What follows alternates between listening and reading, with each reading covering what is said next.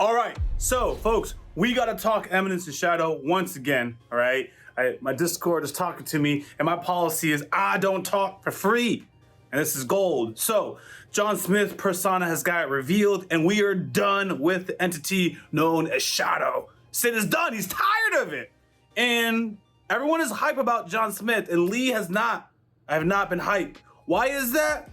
I have this thing, it's this personality thing, that when you guys hype up things, I look the other way. It can't be that good. You guys just be saying things. Now, John Smith, the persona, has not sold me yet. But, and I mean this, the concept has sold me way more since after reacting to it, not once, but twice, and then marinated on it.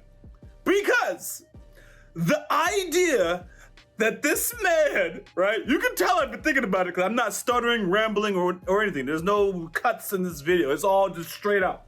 The idea that this man wants to turn on his own people just to reestablish an organization that he's in control of, that he's already in control of, and he doesn't know that, it's like, what the fuck? I have to talk like that for you to get the emphasis. Okay. Here is my understanding of everything. So Sid was just talking to these girls. He casually saved them from their possession, transforming into these monstrous goops. And he casually tells them stories about capitalism. He casually makes up this story about the cult of Diablos. There is a real cult of Diablos, obviously, and the ladies of Shadow Garden are out there to take down the cult. But Sid thinks that this is just role play. He doesn't believe there is a real cult of Diablos, even though he has actively participated in aiding the removal of several key figures that support this organization. Okay?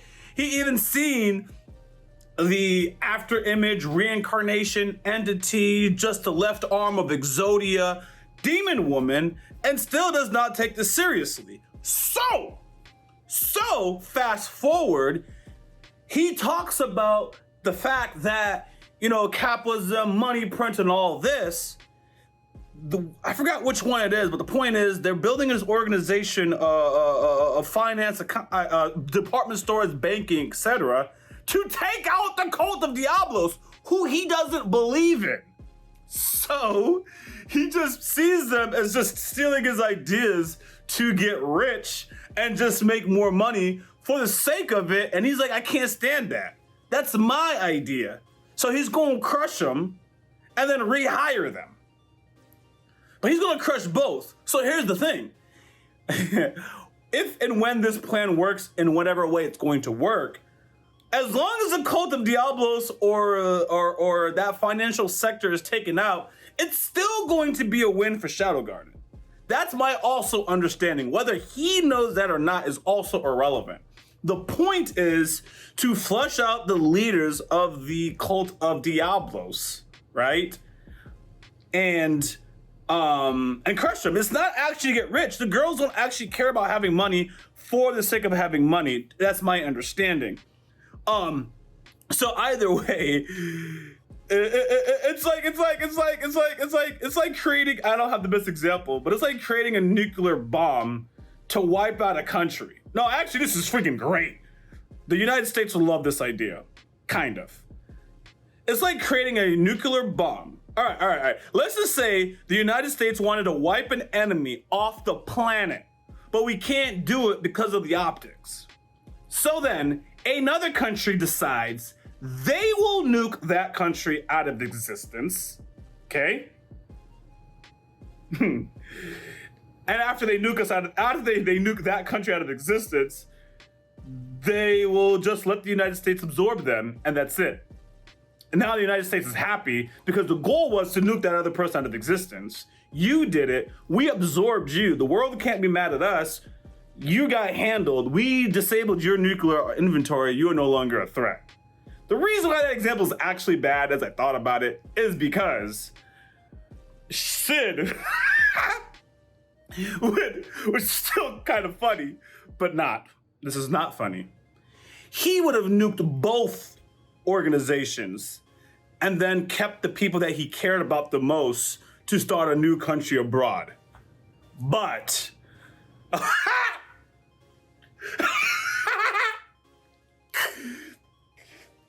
all right, I'm done. I cannot keep talking. So what Sid is truly doing is, let's just say there was a group that was far to a particular direction in the United States that hated black people. So I'm gonna use black people because no one could get offended if I use my own race, my 83%. He hated, so both groups hate black people. So Sid wipes out a whole continent of my people. I'm gonna say my people, I'm gonna embrace this one. And annihilates all of them in the United States of America. And then takes the racist people, right? And they just go start in other countries elsewhere. They would be thrilled, is what I'm trying to say. They would be absolutely thrilled that you got rid of their common enemy and just move forward. That is what Sid is doing. Terrible example, terrible thinking. It's just very hard to think of anything else once I started thinking about the United States. Anyways. So, this is absolutely hilarious the more you think about it, because it's like, yo, this guy's an absolute idiot. And this plan is ridiculous. But somehow, I still see how it will serve to the true interest of what Shadow Garden wants to do anyways. They don't care who takes out the cult of Diablos. They're assisting Sid, and they assume that he knows what he's doing. So I don't know how it's gonna play out. But the plan, the overall irony, how stupid the plan is, keeps feeling better and better. And I mean stupid respectfully, because I'm greatly entertained by it. And then finally, we got that this dude, John Smith / Sid, is an idiot. And I'm going to say that John Smith persona, we're going to see in the next episode, is going to be a bigger fool than the Shadow persona, right? Because I never see Shadow come through and not understand anything to the extent that John Smith has. The whole counterfeit money, and go, is that really it? And thinking that was a meaningful plan, and then getting absolutely schooled. It's like, yo, I don't have high expectations for that. But I have to be honest. I would have thought the same plan as Sid, which is one of the reasons why I appreciate that character more and more, where I'm like, he's just like me for real. I would have made the fake money because it's easy. And I would have assumed I would have gotten away with it. I gotta also add, as we come to the last part of the video, the last 2/3 episodes have low-key hinted or talked about what Sid can't do, so to speak, or what his limits are, possibly.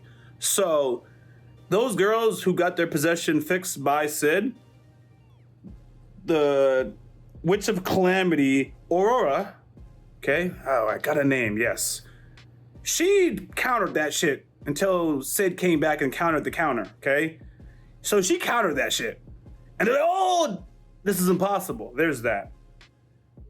Sid, apparently cannot counterfeit the good money. He was able to counterfeit the cheap money, right? And in the counterfeit process, he would have gotten caught. The Sid I would have expected from episode 3/4 would just never get caught. So there's that. So he will always prevail, but there's a limit to certain parts of his plan. But when it comes to being all powerful or something like that, I don't expect him to ever take an L in that category. But there are certain feats that he can't do. Like, he lost significant amount of gold. I know he did the recovery thing, but he wasn't able to recover all of it. So that was another limit that we saw in the most recent episode. So a lot of things about Eminence of Shadow, again, I reiterate, even on my second watch, they still kind of just keep going over your head. More so than any other story that I've encountered, because the information is always worth thinking about. And even though you might overthink it and say, oh, that's just Sid being Sid, it's still deep. Like, Sid wanting to destroy his own organization, that's deep. Like, what? Because he doesn't know it's his own organization. He doesn't believe it's real. And then you would say, why would he not believe it's real? He saw the cult of Diablos. don't over question it. He's crazy. He sees people with powers, and then his sister talks about her arm being cursed. He thinks his sister's a Chinubio. I don't want to say it doesn't make sense because it's within character of Sid, but it's like, yo, bro, why? How are you thinking that way? And that in itself is genius and always worth the overthinking, the overanalyzing, because you could just think about his behavior and you're like, yo, what is he thinking? What? I can see how Harley Quinn fell for the Joker. It's like, your mind. Who thinks like that? You're a disturbed individual, you know? So, anyways, that's my take.